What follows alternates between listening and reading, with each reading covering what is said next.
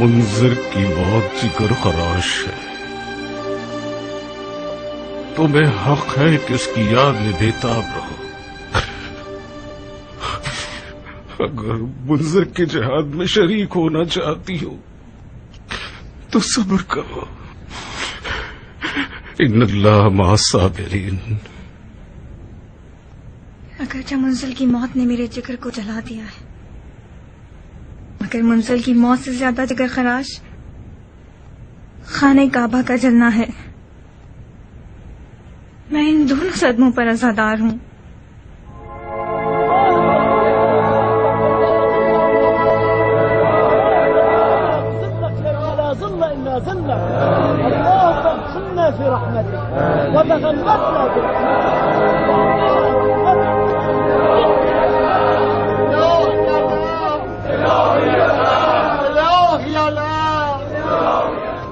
یزید مر گیا، یزید مر گیا، خانہ کعبہ پر حملہ کرنے والا مر گیا، یزید مر گیا، یزید مر گیا، خانہ کعبہ پر حملہ کرنے کا باعث مر گیا۔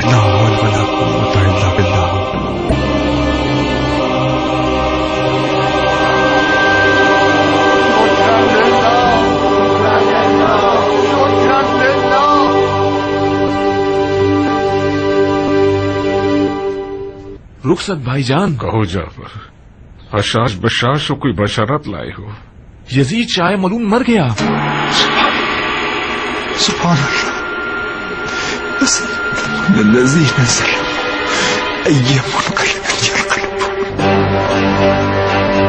یہ خانہ کعبہ کی توہین کرنے کا تاوان ہے۔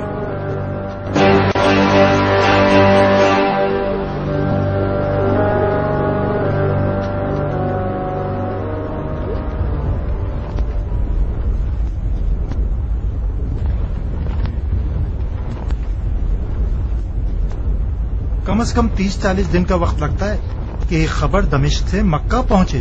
خلیفہ کم سے کم 1 مہینے پہلے مارا ہے، خانہ کعبہ کل رات کو جلا ہے، تو پھر ان 2 حادثوں کا آپس میں کوئی تعلق ہی نہیں ہے۔ کس نے ان 2 حادثوں کو آپس میں جوڑا ہے؟ افواہ اڑا دی گئی ہے کہ خلیفہ کی موت خانہ کعبہ کا معجزہ ہے۔ کیا تم نے سنا نہیں؟ خدا نے آل زبیر کے لیے ہی خانہ کعبہ بنایا ہے، یہ بھی انہی کا کھیل ہوگا۔ افواہ اڑا دی ان لوگوں نے کہ خانہ کعبہ نے معجزہ دکھایا ہے اور اس نے خلیفہ کو مار دیا ہے۔ ہو سکتا ہے کہ یزید کا مرنا اور خانہ کعبہ کے جلنے کا آپس میں تعلق ہو۔ مثلاً کیسا تعلق؟ خلیفہ شکار پر تھے، ایک تیز ہرن کو شکار کرنا چاہا۔ خلیفہ کا گھوڑا تھا اور ہرن تھی۔ گھوڑا ہواؤں میں اڑتا ہے اور خلیفہ زمین سے اچھلتا ہے۔ خلیفہ کا پاؤں رکاب میں رہ جاتا ہے۔ گھوڑا اسے اس قدر زمین پر گھسیٹتا ہوا جاتا ہے کہ خلیفہ جہاں بہاک ہو جاتے ہیں۔ مگر میں نے ایک عجیب سی روایت سنی ہے۔ کیا سنا ہے تم نے؟ میں نے سنا ہے کہ خلیفہ پیاس لگنے کی بیماری میں مبتلا ہو گئے تھے، جتنا بھی پانی پیتے تھے ان کی پیاس نہیں بجھتی تھی، بہت پیاسے تھے۔ بالآخر اس قدر پانی پیا کہ خدا معاف کرے پھٹ جاتے تھے۔ تم یقین کر سکتے ہو کہ کوئی اتنا پانی پی لے کہ پھٹ جائے؟ کیا نہیں ہو سکتا؟ یہ نہیں کہہ رہا کہ نہیں ہو سکتا۔ تم ایک بھالو کو پانی سے بھر دو، کیا وہ پھٹ جائے گا؟ نہیں۔ وہی شکار والا قصہ ٹھیک ہے۔ خلیفہ شکار کا شوقین تھا، شکار پہ بہت جایا کرتا تھا۔ مجھے نہیں پتا، ہم تو بالکل الجھ کر رہ گئے ہیں۔ اتنا سنی ہے کہ سمجھ میں نہیں آتا کس پر یقین کریں۔ بعض کا کہنا ہے کہ خلیفہ کی موت خانہ خدا کا معجزہ ہے۔ یہ بات بھی معتبر لگ رہی ہے۔ مجھے بھی ایسا ہی لگتا ہے۔ عمیر کی بیٹے کا کوئی دین نہیں ہے، خدا نہیں ہے، یہاں خانہ کعبہ پر نہیں گری ہے، دراصل خلیفہ کی جان پر گری ہے۔ خدا یا معاف کرے۔ مطلب ہم بھی عذاب الہی میں مبتلا ہو سکتے ہیں؟ کیوں نہیں، ہم اصحاب الفیل بن گئے تھے، بندہ خدا اصحاب الفیل۔ اب راہ کے ہلاک ہونے کے بعد اس کی فوج کی باری ہے۔ ہمارا کیا گناہ ہے؟ جو کچھ کیا سرداروں نے اور صاحبان منصب نے کیا ہے، جو بلا بھی آئے ان کے سر پر آنی چاہیے۔ میں خانہ کعبہ سے پناہ مانگتا ہوں، خانہ کعبہ کے پتھروں کو اپنے آنسوں سے اس قدر دھوں کہ خدا معاف کر دے۔ بن باپ کی امت، بن باپ کی امت، در بدر ریت، بن باپ کی امت۔ تمہیں کیا لگتا ہے ابن نمیر کیا کرے گا؟ پتہ نہیں بھائی، انتظار کرنا ہوگا تاکہ کوئی خبر آئے اندر سے۔ اگر ہوشیار سردار ہوا تو مکہ کے حساب سے دستبردار ہو جائے گا اور دمشق کی طرف نکل پڑے گا۔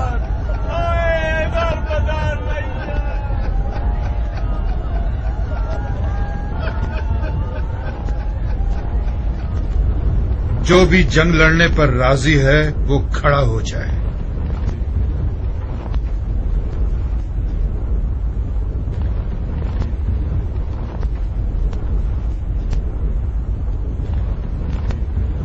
بیٹھ جائیے.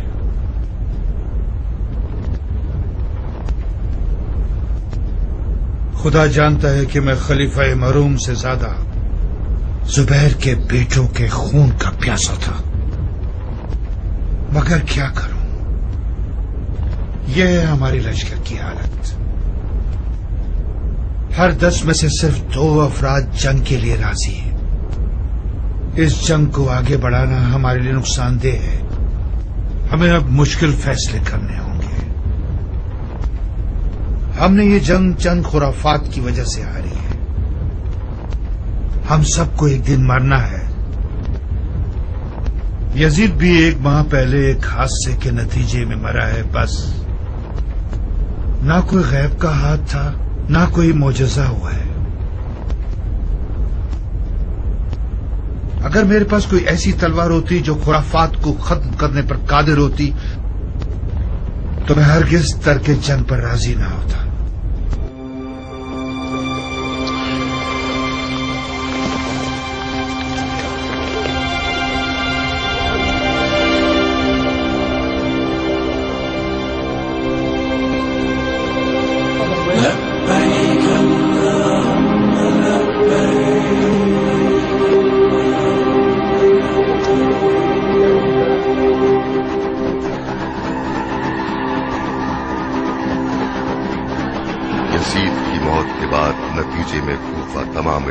سے زیادہ متاثر ہوا، اور اس کی سب سے بڑی دلیل یہ تھی کہ واقعہ کربلا میں کوفیوں کا سب سے زیادہ دخل تھا، اور وہ لوگ اپنے آپ کو سب سے زیادہ قصوروار اور سرزنش کا اہل سمجھتے تھے. تاریخ کی گواہی کے مطابق جس وقت یزید کی موت کی خبر کوفہ آئی، اس وقت ابن زیاد حاکم کوفہ و بصرہ شہر بصرہ میں تھا، اور اس کی غیر موجودگی نے یزید کے مخالفین کے لیے راہیں ہموار کر دیں تاکہ وہ لوگ اس کے خلاف کھلم کھلا قیام کر کے میدان میں آ جائیں. سلیمان سرد خزائی جو کوفہ میں شیعوں کے علماء میں سے تھا اور اپنے آپ کو تواب کہلاتا تھا، کھلم کھلا امویوں کی مخالفت کا پرچم لہرا کر سامنے آ گیا. اے میرے جیسے گناہگاروں، اے اپنے کیے ہوئے پر نادم ہونے والوں، اے بے وفائی اور اپنی وعدہ خلافی کا اقرار کرنے والوں، اے توابین، اگر ساری عمر بھی اس شہید دشت نینوا پر خون کے آنسو روتے رہے تب بھی ہمارے گناہ معاف ہونے والے نہیں. میرے بھائیوں، نورین سید المرسلین سبط النبی حسین ابن علی کی مدد نہ کرنا ایسا گناہ کبیرہ ہے جو فقط ہمارے خون سے دھل سکتا ہے. یہ فتویٰ ہے آپ کے پیر و مرشد سلیمان کا، جو کفن پوش اور عازم میدان ہے. جو بھی ان کی مدد کرنا چاہتا ہے، بسم اللہ.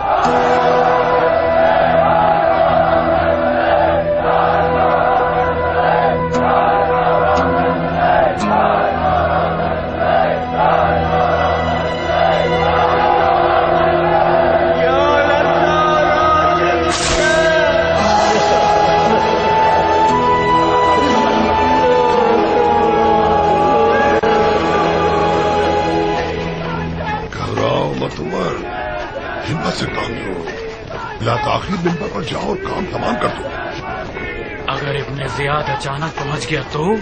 ارے عمر کیا ہو گیا ہے تمہیں؟ ابن زیاد کا بصرہ میں دل لگ گیا ہے. پچھلی بار بھی کراہیت کے ساتھ آیا تھا، یزید کے دھوکے میں آ گیا تھا، اور پھر ابن زیاد بصرہ میں ہے.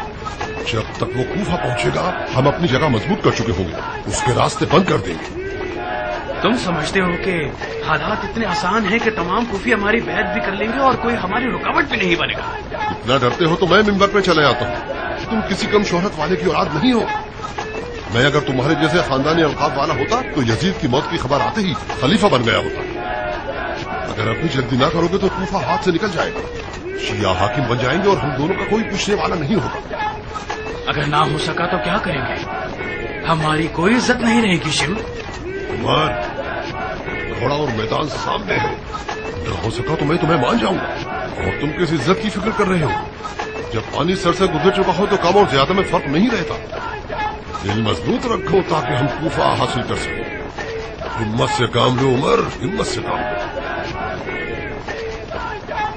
और रे को हुकूमत आले अबी वकास का दारुल खिलाफा बना देंगे।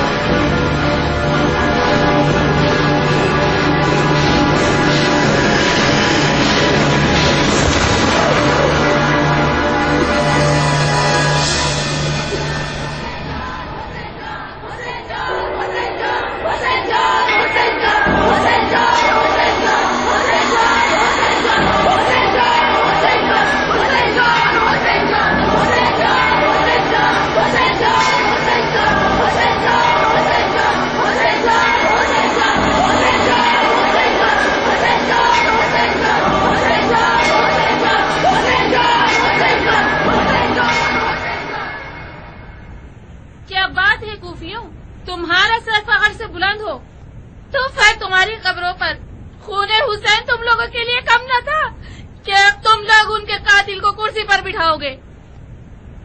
है ज़ईफा, खुदा का घर चीखो पुकार की जगह नहीं है। तुम लोगों को शर्म नहीं आती इतने सारे मर्दों के सामने अपनी आवाज उठाती हो? मर्द? कौन से मर्द? कोई मर्द नजर नहीं आता कि हम शर्माएं। कूफे में मर्द होते तो औरतें मैदान में नहीं आती। फर्जंदे रसूल के कातिल कूफे पर हुकूमत करना चाहते हैं।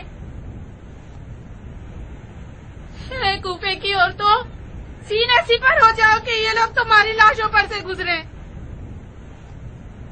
कूफा अब इतना लावारिस हो गया है कि जिस कुत्ते और गधे का दिल चाहे मिंबर पर चला जाए और कोई आवाज तक न उठाए। इन्हें दिखा दो कि कूफे की औरतें कूफे के मर्दों से ज्यादा मर्द हैं।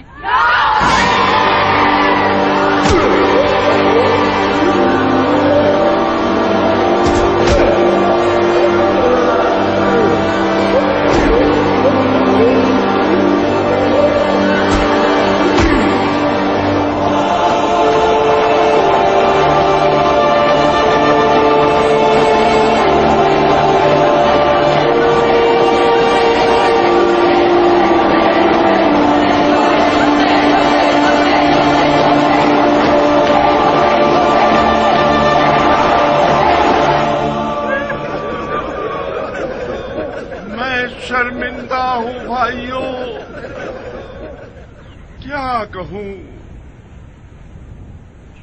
ये कहूँ कि हकीकत को नहीं जानता था।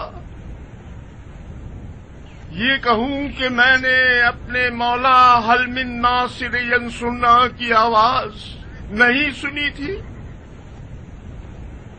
या ये कहूँ कि मैं कूफे में कैद में फंसा हुआ था, अपने आप को हुसैन तक नहीं पहुंचा सकता था। मेरे पास कोई बहाना नहीं बचता सिवाय गफलत, गफलत, गफलत। मैंने सुस्ती की, मेरे कदम रुक गए। शैतान ने ईमान पर हमला कर दिया। मुझे जान का खौफ था, लर्ज़ बांदाम हो गया। उठते हुए कदम रोक लिए मैंने, इश्क के काफले से पीछे रह गया। काश अबू इसहाक कूफे में होता। क्यों फिक्रमंद हो क्या? डर है कि ये आग भी पहले की तरह जल्दी ना बुझ जाए। क्या मुस्लिम इब्ने अकील का वाकया याद नहीं? کوفے والے خشک کلی کی طرح ہیں، اچانک اٹھتے ہیں اور پھر جلد ہی بیٹھ جاتے ہیں۔ کاش ابو اسحاق کوفے میں ہوتا، کاش ابو اسحاق۔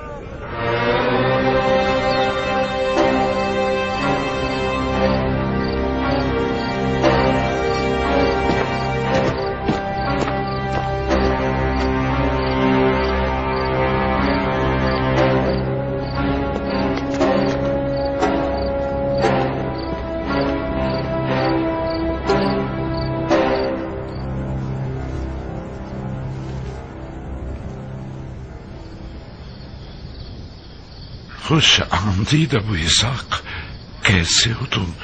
آپ کی دعائیں ہیں میرے آقا۔ اگر میرا حافظہ ساتھ دے رہا ہے تو تمہیں اب سے تقریباً 1 سال پہلے دیکھا تھا۔ تعجب ہے تم نے ہمیں یاد کر لیا مختار۔ اختیار ہوتا تو روزانہ آپ کی زیارت کے لیے دوڑا چلا آتا اور قلم بوسی کرتا، مگر افسوس آل زبیر میرے سائے کا بھی پیچھا کرتے ہیں۔ میری تمام آمد و رفت ان کی نظروں میں ہے۔ آج رات ان کے پاس مختار سے زیادہ اہم کام تھا، میں نے موقع سے فائدہ اٹھایا۔ تعجب ہے، تعجب ہے، آپ تو زبیریوں کی بیعت میں ہیں۔ میں نے سنا ہے کہ ان کی رکاب میں کافی اچھی جنگ لڑی ہے آپ نے، مجھے کس بات کا خوف ہے؟ میں نے ابن زبیر کی بیعت نہیں کی ہے، سودا کیا ہے۔ خدا جانتا ہے کہ میری کل تمنا انتقام حسین ہے۔ حسین حسین حسین حسین کا نام یعنی غربت، یعنی مظلومیت، یعنی تنہائی، تنہائی، تنہائی۔ مشیت الہی تھی کہ میں صفین میں معذور ہو جاؤں تاکہ کربلا میں اپنے بھائی حسین کے ساتھ جا سکوں۔ کاش میں بیمار نہ ہوتا اور اپنے جوان بھائی عباس ہمارے بنی ہاشم کی طرح اپنی جان اپنے بھائی حسین کے قدموں میں قربان کر دیتا۔ خدایا، اب جب کہ تو نے مجھے اس عظیم مصیبت میں زندہ رکھا ہے تو مجھے اس قدر زندہ رکھ کہ میں تیرے دست انتقام سے اپنے حسین کے قاتلوں کا قصاص دیکھ سکوں۔ مر کے یزید بشارت ہے اس دعا کی قبولیت کی۔ خدا کی قسم دشت کربلا کے اشک آہر کے سکھ چین نہ دیکھ پائیں گے۔ روز وعدہ نزدیک ہے میرے آقا۔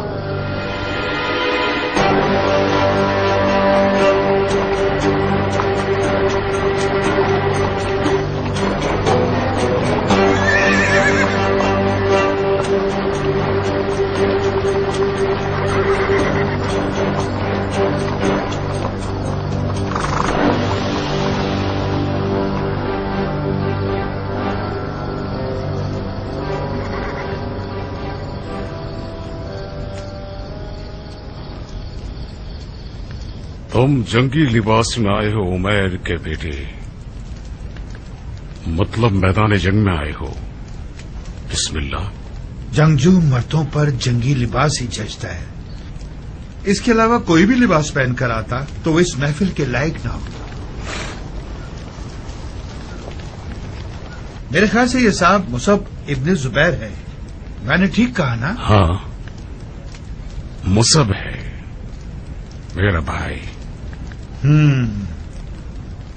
میرا بہت دل چاہتا تھا کہ حجاز کے اس مشہور بہادر سے میدان میں پنجہ آزمائی کرتا۔ اب بھی دیر نہیں ہوئی؟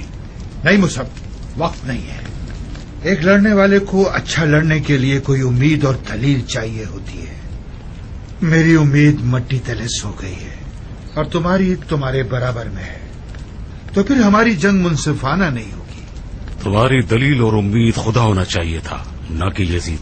कौन सा खुदा शेख, जिसकी तुम इबादत करते हो या जिसकी यजीद इबादत करता था? मेरा और यजीद का खुदा क्या मतलब है? ये खुल्लम खुल्ला शिरक है। खुदा एक है, मुशरिक। हाँ शेख, मैं भी मानता हूं कि खुदा एक है। वो वही गायब है जो कि हाजिर है, और वो हाजिर जो गायब है, जिसे सिर्फ दिल की आंखों से देखा जा सकता है, सर की आंखों से नहीं। वो वही आलिम है जिसके इल्म का अहाता हर चीज पर है। मैं और आप, हम दोनों इंसानों की फहरिस्त में शुमार होते हैं। हम दोनों के पास हाथ, पांव, पेट और सर है। दोनों के पास आंख, कान और मुंह है। आप खाते और पीते हैं, मैं भी यही करता हूं। आप देखते हैं, मैं भी देखता हूं। आप सुनते हैं, मैं भी सुनता हूं। क्या मेरे और आपके दरमियान कोई शबाहत है? क्या मेरी तबीयत और आपकी तबीयत एक है? तो फिर मान लो कि मेरा खुदा भी तुम्हारे खुदा से मुख्तलिफ हो सकता है, अगरचे हम दोनों उसके लिए एक जैसी सिफात के कायल हैं। ये फलसफा भी यकीनन यजीद का सिखाया हुआ है। इस अकीदे के मुताबिक तो खुदा लातादाद होंगे, और हर शख्स ये दावा कर सकता है कि जिस खुदा को वो मानता है वही बराक है। ये वही दौरान जाहिलियत की बुत परस्ती है। फर्क सिर्फ ये है कि इस बार बुतों को पत्थरों के या सुनहरे या मिट्टी के मुजस्समों की सूरत में पूजा नहीं जा रहा। इस दौर के बुत खुदा यगाना की तकलीद में देखने के काबिल नहीं है। नऊज़ुबिल्लाह, ये तौहीद का इनकार है। तुम जंग के बारे में बहस करने आए हो या खुदा के बारे में? जंग की क्या खबरें हैं मुख्तार? यजीद की मौत के बाद शामियों में खौफ व हिरास फैल गया है। सुलह और साजिश की बू आ रही है। मुझे ये गुमान है कि आले जुबैर शामियों से बैत लेकर जंग को खत्म कर देंगे। खुदा इस झूठी कौम को रुसवा करे, तो फिर वो इस कदर खून जो मदीने में बहाया गया और खाना काबा की जो तौहीन की गई है, वो इन लोगों की जंग शरीयत की फिक्र में नहीं थी, तलब कुदरत के लिए थी। उनकी खानदान अली से दोस्ती भी मसलहत से भरपूर है। मुझे शक नहीं है कि ये लोग आले अली से दुश्मनी में यजीदियों से भी आगे बढ़ जाएंगे। ये मेरे बाबा अली का कौल है मुख्तार। जुबैर अहले बैत का हिस्सा कहलाता था उस वक्त तक जब उसका मनहूस बेटा अब्दुल्ला पैदा हुआ। यही अब्दुल्ला बाइस बना कि जुबैर मेरे बाबा के रूबरू मुखालिफ बनकर खड़ा हो गया। उसने अपने बाप जुबैर को इस पर आमादा किया कि वो अब्दुल मुत्तलिब की औलाद से लड़े, जबकि जुबैर मेरे बाबा से मुज़ाकरात में पीछे हट गया था और लड़ने का इरादा नहीं रखता था। यजीद मर चुका है, अब आप लोग क्या चाहते हैं? हम आपकी बैत करने को तैयार हैं, बशर्ते कि आप हमारे साथ शाम चलें और माविया इब्ने यजीद को कुर्सी से उठाकर खुद वहां बैठ जाएं। हमें शाम क्यों जाना होगा? क्योंकि हम हिजाज में नहीं रह सकते। अगर हमने आपके साथ बैत कर ली तो माविया सानी के गजब का शिकार हो जाएंगे और हम शाम लौट नहीं सकेंगे। अलबत्ता एक दूसरी राह भी है शेख। और वो दूसरी राह क्या है? जंग खत्म कर दें। आप इजाजत दें कि हम हज और उम्रा अदा करके शाम लौट जाएं। क्या हज उम्रा करोगे? उस घर के गिर्द तवाफ करना चाहते हो जिसे तुमने चलाया है? जी हाँ, उस आग लगाने की एक हिकमत थी और इस तवाफ करने की भी एक हिकमत है। अगर सुनने का हौसला है तो इसकी हिकमत भी बयान कर दूं? नहीं इब्ने नुमैर, नहीं। पहले ही काफी हद तक आपके फलसफे से पुरफैज हो चुके हैं। और रही आपकी पहली राय, تو یہ واضح رہے کہ ہم خانہ کعبہ کی پناہ میں ہیں اور کسی قیمت پر خانہ کعبہ کو چھوڑنے پر آمادہ نہیں.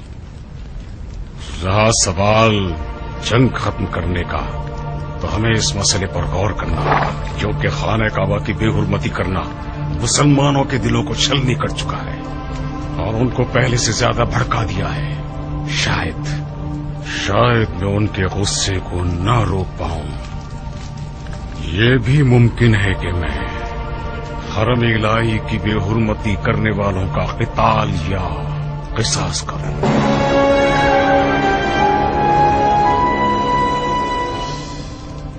مجھے یقین نہیں آتا کہ یہ حیوان عقل اور تدبر نام کی شے بھی کچھ حد تک رکھتا ہے.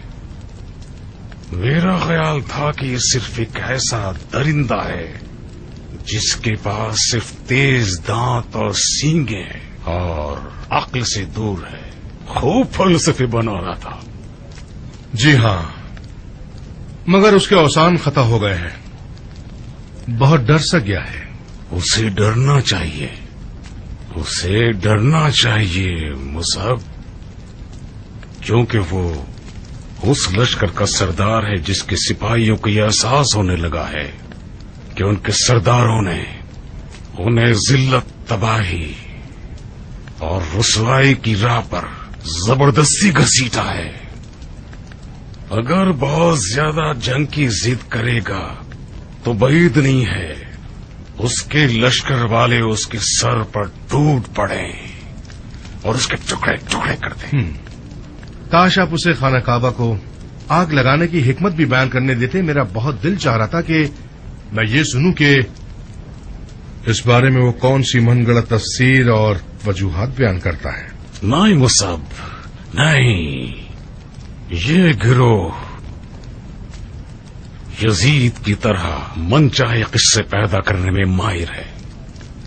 یزید شاعر تھا اور شعراء زیادہ تر شرک آلود طبیعت کے مالک ہیں اور ان کے کہے ہوئے کلام مشرکانہ آیات سے بھرے ہوئے ہیں.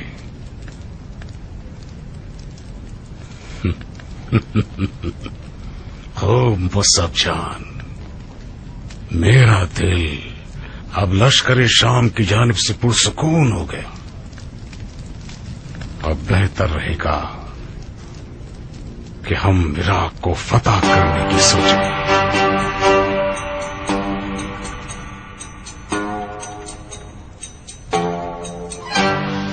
صلح کر لیں؟ کس سے صلح کر لیں؟ ان لوگوں کے ساتھ صلح کر لیں جنہوں نے خدا کے گھر میں آگ لگائی اور خانہ کعبہ کی بے حرمتی کی. کیسے صلح کر سکتے ہیں؟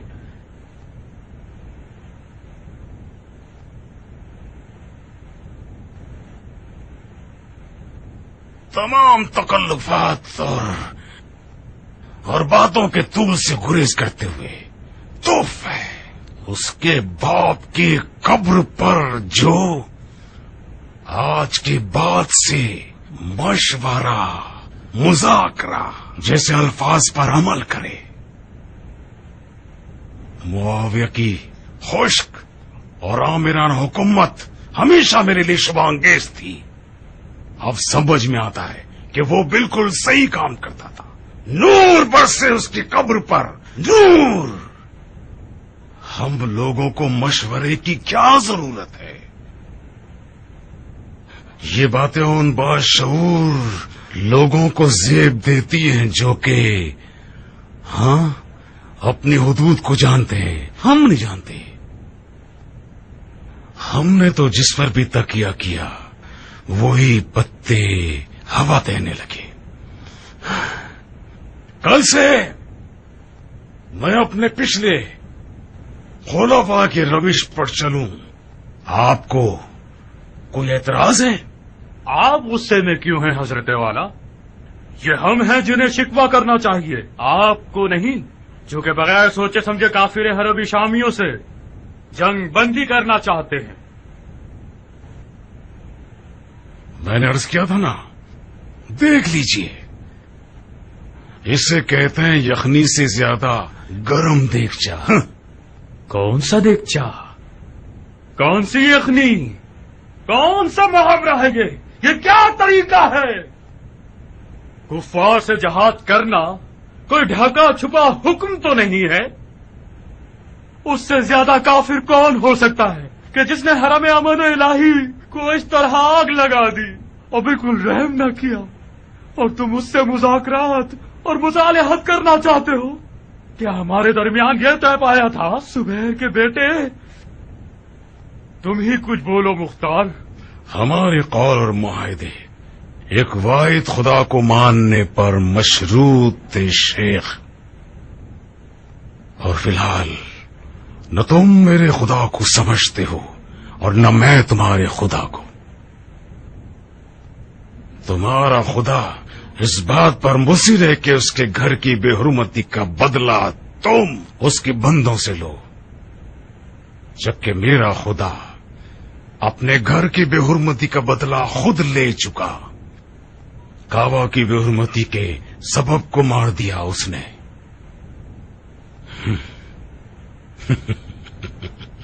मैं सुलह की चाशनी की तरफ राग़िब हूं बनिस्बत जंग की तलखी के। क़िबला-ए हाजात की कसम, तुम एक इब्लीस हो। इब्लीस तुम्हारे अंदर पल रहा है। तुम्हारी यजीद से जंग शरीयत की खातिर नहीं थी, इक़्तिदार के लिए थी। जशल्लाह की तलवार अब तक 2 ग्रोह के खिलाफ थी, अलवी और उमवी। आज के बाद 3 ग्रोह के खिलाफ है। आले जुबैर भी काफिर है और उनका खून हलाल है। चलो।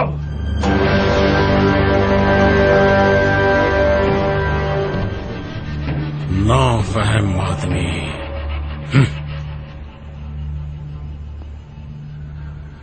इस गुरु की मिसाल उस गधे पर सवारी करने वाली किसी है जो जानवर को कोशिश करने के बजाय उसे सीख चुभो देता है, तो फिर जानवर भी चलने के बजाय छलांगे मारेगा और अपने सवार को ऐसा जमीन पर पटक देता है कि उसका भेजा मुंह को आ जाए। ये मलून शरीयत में से सिर्फ फतवे लगाना ही सीख पाया है।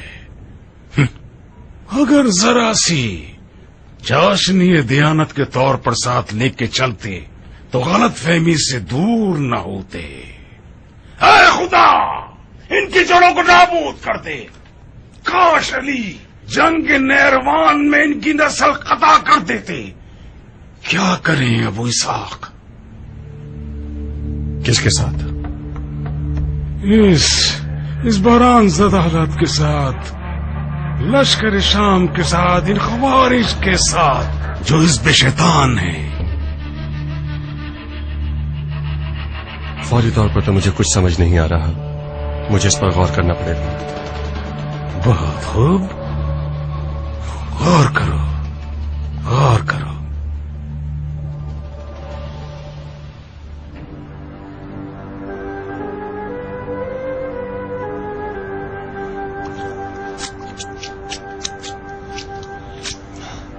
खुदाया, नेमतों की फरावानी को इस दस्तरखान के वारिस पर कम ना फरमा।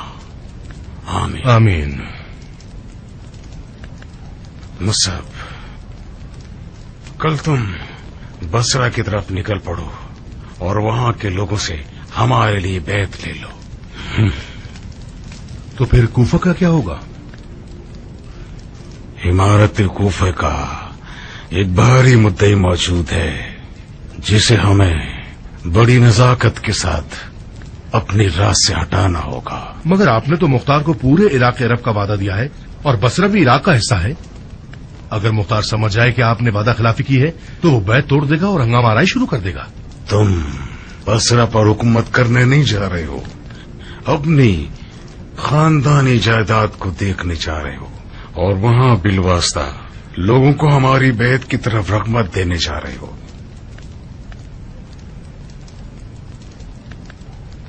मगर भाईजान, आप ही ने तो कहा है कि मुख्तार खतरनाक हरीफ और भारी मुद्दई है। خاص طور پر اس نے حجازیوں میں بھی ایک خاص عزت اور آبرو کمائی ہے.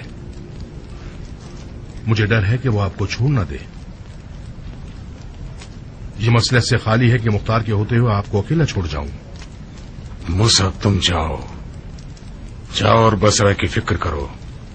تمہارا بھائی مچھلی کے پیٹ کو چیر کے نکلنا جانتا ہے.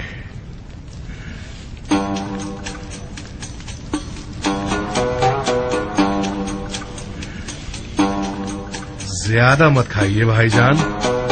مجھے ڈر ہے کہ کہیں آپ مزاج کے اکھڑنے میں مبتلا نہ ہو جائے. نہیں کر سکتا مصعب, نہیں کر سکتا. ہاں, جب تو دسترخوان سامنے رہتا ہے شیطان بس وسا کرتا رہتا ہے. کھانا وہ شیطان ہے کہ میں اس کی جال سے غیر نہیں ہو سکتا مصعب.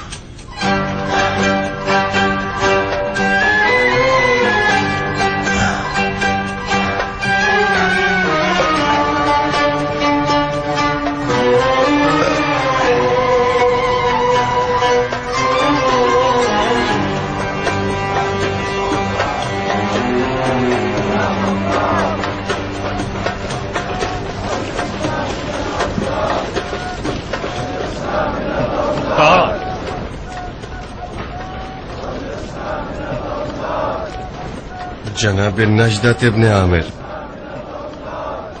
کیا حال ہے آپ کے؟ مت پوچھو مختار, بہت بری حالت ہے, بہت بری حالت. تم کہاں ہو مختار؟ کل رات سے اب تک میں نے مکہ اور وہاں سے جنگ کے چپے چپے کو تمہاری تلاش میں چھان مارا. وہ کیوں؟ آؤ چلو کسی کونے میں چل کر کچھ گفتگو کریں. کس بارے میں؟ ان موجودہ حالات کے بارے میں جو ابن زبیر نے ابن نمیر کے ساتھ مل کر کی ہے. معاف کرنا شیخ, بیعت شکنی کرنے والوں کے ساتھ تنہائی اور کونے میں گفتگو یعنی خلیفہ کے خلاف سازش کرنا. میرا فی الحال بیعت شکنی کرنے کا کوئی ارادہ نہیں. ڈر رہے ہو؟ نہ ڈروں. نہیں, تم اب بھی کوئی کم طاقت رکھنے والے نہیں ہو مختار. جنگ مکہ میں بہت سے حجازیوں نے تمہارا کلمہ پڑھنا شروع کر دیا تھا. پھر خلافت کا لباس تم کیوں نہ پہنو مختار؟ خدا کی قسم تم زبیر کے بیٹے سے زیادہ اس کے لائق ہو. تفرقہ مت پھیلاؤ شیخ, گناہ ہے. تم نے اپنے آپ کو نافہم کیوں بنا رکھا ہے مختار؟ زبیر کا بیٹا وعدہ خلاف اور خیانت کار شخص ہے. اس کا کام نکل گیا تو تمہیں مکہ میں سے بال کی طرح نکال دے گا. اس سے پہلے کہ موقع ہاتھ سے نکلے ہم متحد ہو جائیں اور خلافت کے لبادے کو اس کا ادھورا خواب بنا کر رکھ دیں. ذرا سی غلطی کر رہے ہو شیخ. زبیر کے بیٹے نے لبادہ اوڑھ لیا ہے. اگرچہ اوڑھ لیا ہو ہم یہ لبادہ اتار دیں گے. میں ان لوگوں کے ساتھ متحد نہیں ہو سکتا جو میرے مولا علی کے سر پر ضرب لگانے پر فخر کرتے ہیں. تو پھر جنگ مکہ میں کیوں ہمارے ساتھ متحد ہوئے تھے؟ وہ اتحاد مختار کا اتحاد نہیں تھا, وہ ابن زبیر کا اتحاد تھا خوارج کے ساتھ. میں صرف درمیانی ذریعہ تھا. میں تو تھک گیا ہوں. علی کا قصہ تو کب کا ختم ہو گیا. اب تم لوگ کیا قیامت کے دن تک علی کے زخمی سر کو تفرقے کا بہانہ بناؤ گے؟ خدا رسول کی قسم یہ تمام مسلمانوں کے فائدے میں ہے کہ آج زبیری جلادوں کے خلاف مل کر کھڑے ہو جائیں. کہو تو ایک راز تمہارے لیے فاش کر دوں تاکہ تم جان لو کہ اس نے ہاشمیوں کے لیے کیا خواب دیکھا ہے. کیسا ہے؟ وہ چاہتا ہے کہ تمام ہاشمیوں کو ایک کھائی میں جمع کر کے زندہ چلا دے تاکہ بقول اس کے جہنم میں جمل کا انتقام لے سکے. کس سے سنا تم نے؟ خود اسی کے منہ سے. میرے ان کانوں نے اس کی زبان سے یہ جملے سنے.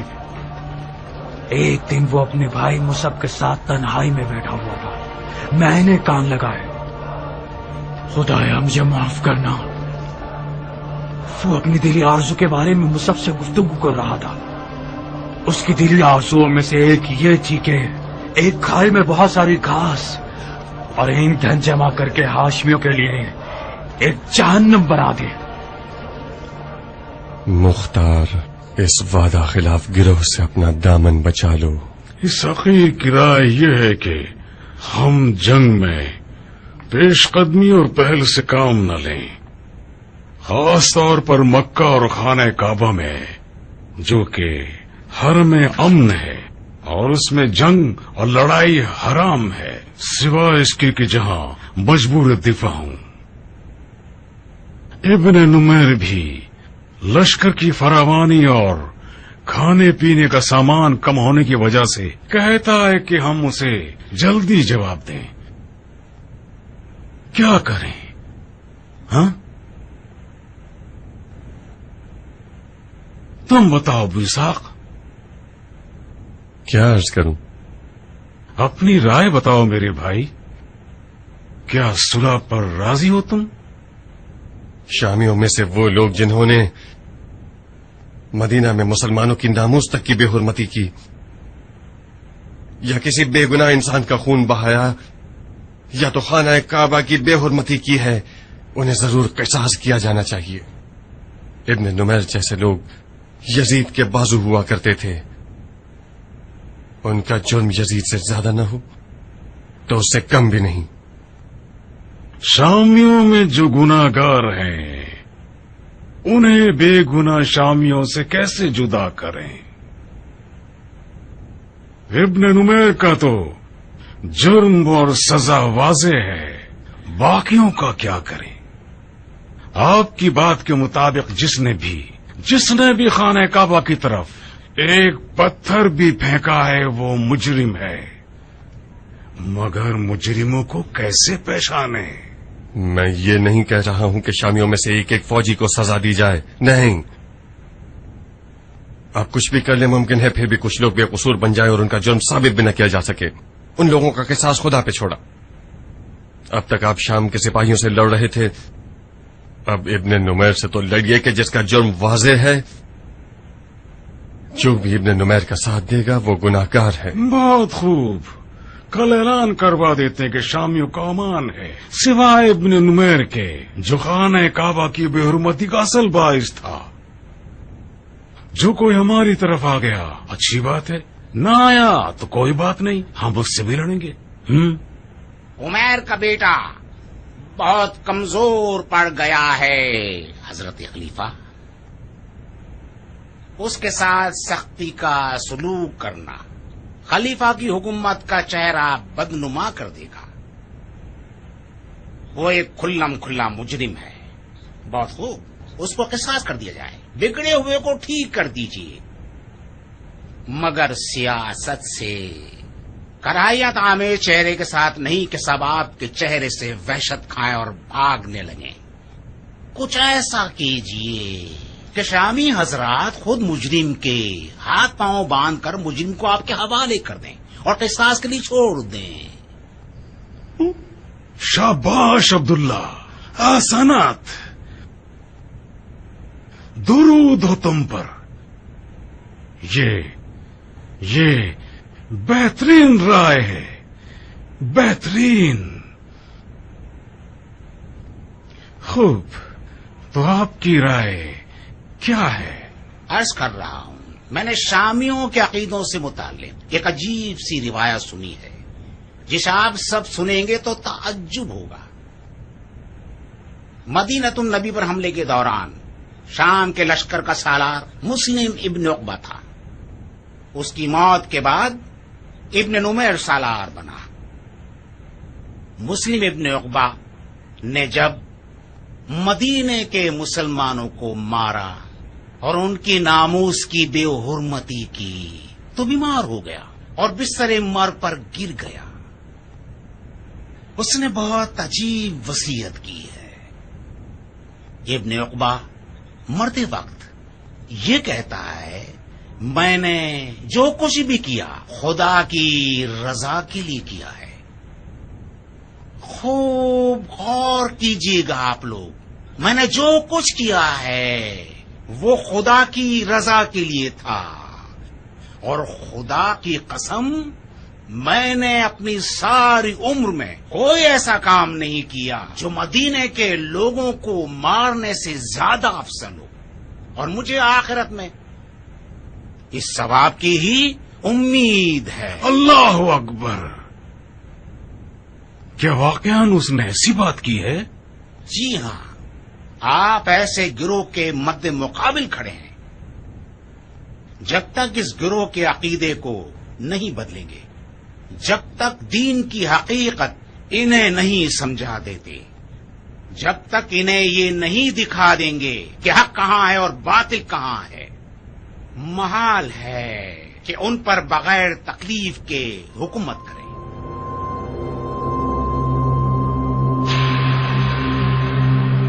وہ حالات جو اس وقت خانہ کعبہ کی برکت سے پیدا ہوتے ہیں، یہ بہترین موقع ہے کہ آپ شامیوں کے دلوں کو تسخیر کریں۔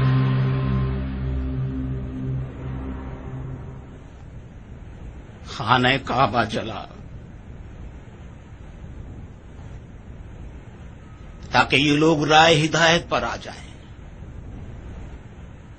تو پھر غیر سنجیدہ افکار سے خانہ کعبہ کے معجزے کو تباہ مت کیجیے۔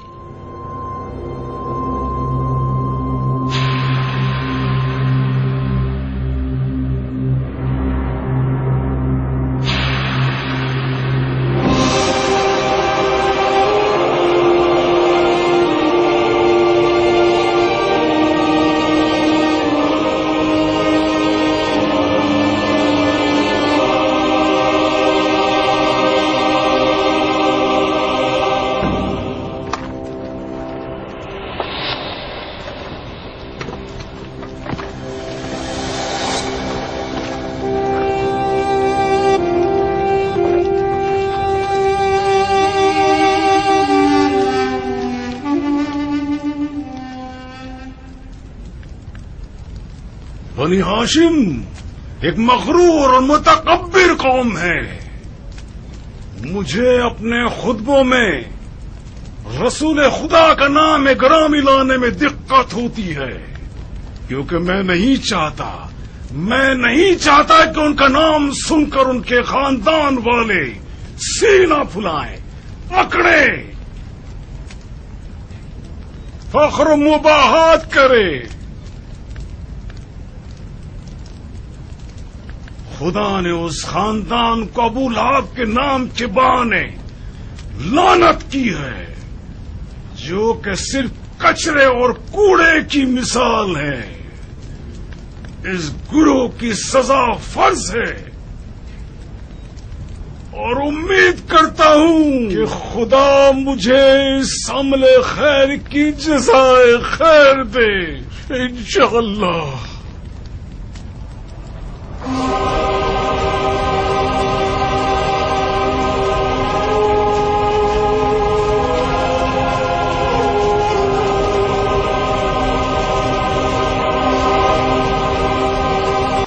تمہیں کس جرم میں چلا گئے مختار؟ بجرم محبت علی۔ تو پھر میرے بھائی حسین کے خون کے انتقام کا کیا ہوگا؟ مختار چل رہا ہے تاکہ مزید پیاسا ہو، مختار چل رہا ہے تاکہ مزید بھڑکے، مختار چل رہا ہے تاکہ پانی ہو جائے۔